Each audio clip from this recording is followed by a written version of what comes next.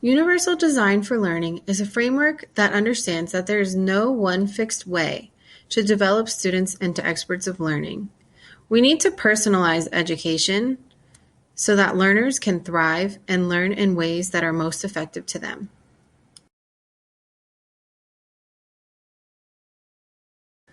The founders of Universal Design for Learning studied the nature of learning and found two key concepts. Learner variability is systematic and predictable, and learner capacities vary across contexts.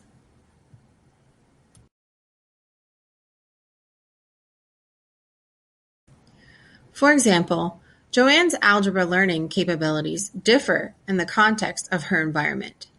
In the context of face-to-face class, she has the support of other students asking questions she didn't even realize she had, and immediate feedback from the instructor. Here she thrives, whereas in her online algebra class, she does not have the same supportive environment.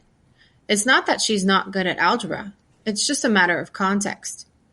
The book had a great example of context in David and Ruth's singing example, where in a choir, David may excel while Ruth would not perform her best. Vice versa, singing alone, Ruth would excel and David may be heard as off pitch.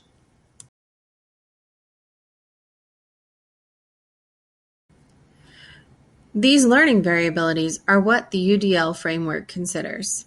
There is a natural variability in all learners across the affective, recognition, and strategic networks. UDL designs flexibility into the curriculum to meet these variabilities.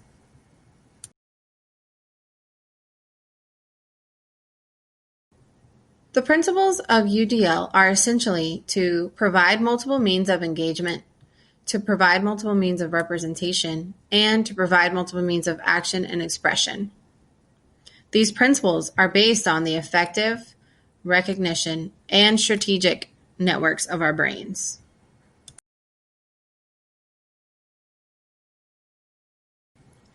The affective principle focuses on engagement, developing interest, purpose, and self-regulation.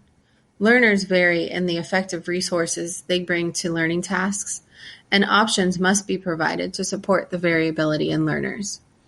The options that emerge from engagement are options for recruiting student interest, options for sustaining effort and persistence, and options for developing the ability to self-regulate. The book mentions a great example of Hunter in the Amazing Remote Control, where students receive support and options for self-regulation. It also discusses math resources that provide students with options for challenge level in an engaging puzzle. What we must ask ourselves when approaching this principle is, am I allowing for autonomy and choice? This could be simple, such as providing assessment options for students.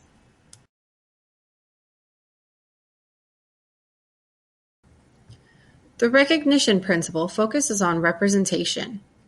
No single medium works for every learner or subject. Providing multiple means of representation promotes a better understanding of the information, concepts, and ideas. The options that emerge for representation are options for comprehension, options for language, mathematical expressions, and symbols, and options for perception. Approaching these options in curricula involves pointing out patterns, using visual and auditory information, and scaffolding.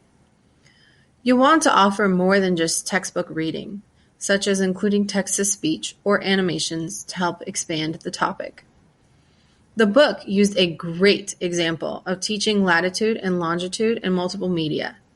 The teacher scaffolded the lesson and used her classroom as a giant X and Y graph, where students were able to visualize the latitude and the longitude.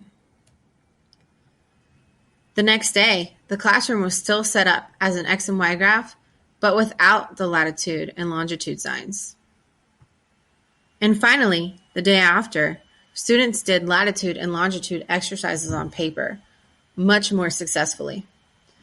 The teacher provided options for comprehension, mathematical expressions, and perception in this activity.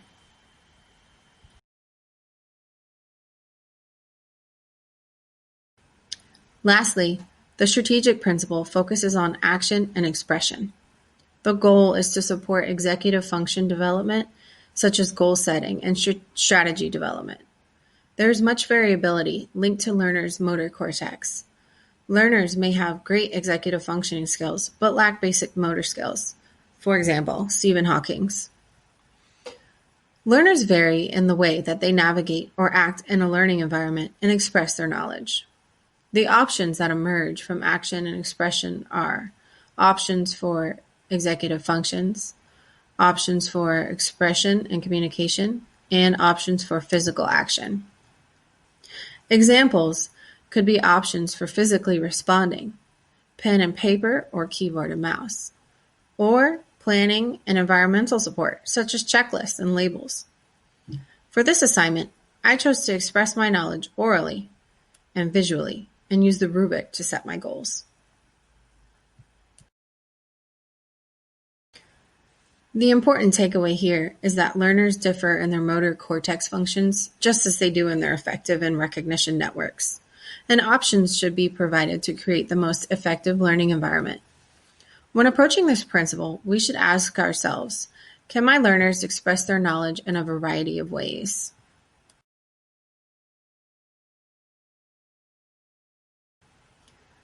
Following the Universal Design for Learning guidelines and providing these 9 options actually enables all learners to focus on the same learning goal together. Where you might think that they would all be doing something different, they're actually working on the same concept and skills, just equitably and more effectively.